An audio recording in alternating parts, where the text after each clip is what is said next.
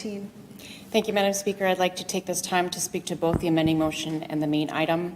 I want to thank my fellow council colleagues for hearing this amendment today, as well as my seconder, Councillor Chambers, for his support to request clarification on the use of crime prevention through environmental design, also known as CPTED, over the next 25 years. CPTED, created in the 1970s, was developed with the agenda to manipulate the built environment to create safer neighborhoods. And like many of our traditional forms of crime prevention and management, parts of it have not aged very well.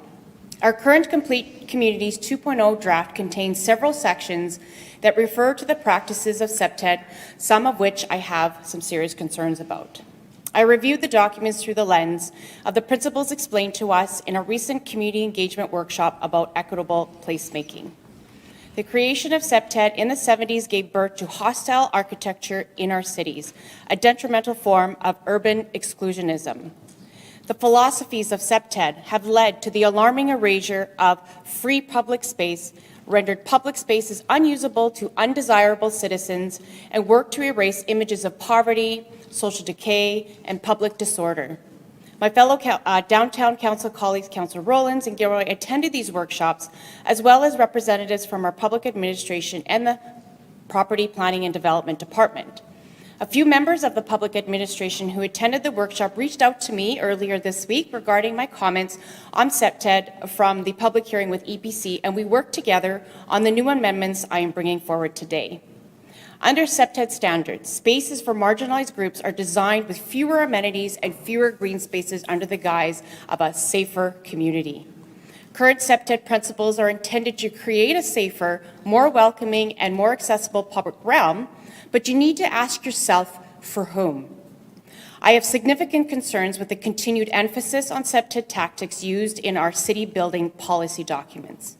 It's an outdated philosophy that alienates BIPOC people in the public realm as opposed to designing spaces to build up and support healthy communities. In the Point Douglas ward, which is comprised of 70% visible minorities, we see different neighborhood urban design under the guise of crime prevention. The North End has a complete lack of public spaces. This was deliberate choice given by our policies in an effort to prevent crime. With CPTED guidelines, we create spaces that de-incentivize people on our streets. CPTED reduces shrub and tree plantings in my ward. Greenery is sacrificed for sightlines. CPTED reduces public benches to limit loitering. Did you know that the Point Douglas ward regularly sees the removal of benches with intentions to create a safer neighborhood? This is elitism, to only have benches for certain people in certain neighborhoods.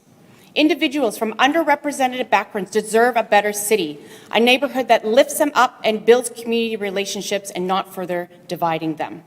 Let's take a moment to view CPTED through our colonial lenses.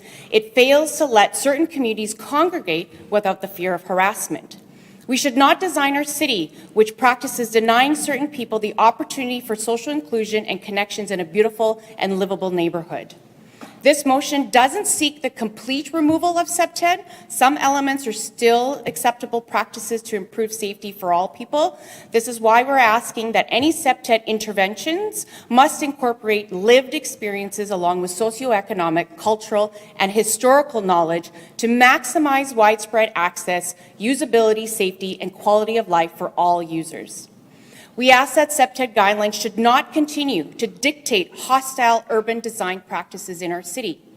We can no longer reduce the quality and or usability of our built environment for marginalized or vulnerable people. Systemic racism and white supremacy are still to this day found in our public policies. We need to work towards dismantling those old world practices and build a better, more equitable city. Further to my amending motion, I'd like to put some words on the record regarding density and the intensification target. There's a lot of great pieces in this document: the protection of green spaces and climate goals, prioritizing our downtown and South Point Douglas named as a major redevelopment site, as well as the active transportation infrastructure, all of which I fully support on behalf of my residents who are asking us to build a city for future generations to thrive in. But there is one element within this plan I still find troubling, is the intensification target remains at 50%. and a continuation of suburban sprawl known as greenfield development. Our current rate of 50% will continue to deteriorate the reach of our city services. We should be supporting more medium urban density to spread the fixed costs of infrastructure across more individuals and businesses, while also bringing social, environmental, and quality of life benefits.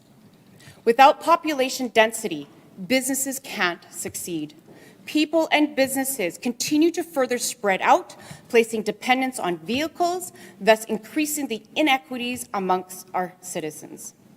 For years, we have seen how suburban sprawl directly impacts and erodes the quality of our city services. Honestly, do my council colleagues not see this fact? Should we go take a walk just 2 blocks from here to see this fact? I'm not the only councillor who sees this issue. Councillor Lukes has made the point that Waverley West has a significant challenge in getting new sprawling community civic services in her greenfield development. We have heard for years to build up, not out. And here, we're planning long-term for the future with a document that seeks a 50-50, offering no data on the outcomes of that type of development. I agree with the assertion from my other contiguous council colleague, Councillor Klein. It is flawed that we are here to expect to make a decision today about the growth for the next 25 years of our city without the necessary data to inform us of the financial and social impacts in our city.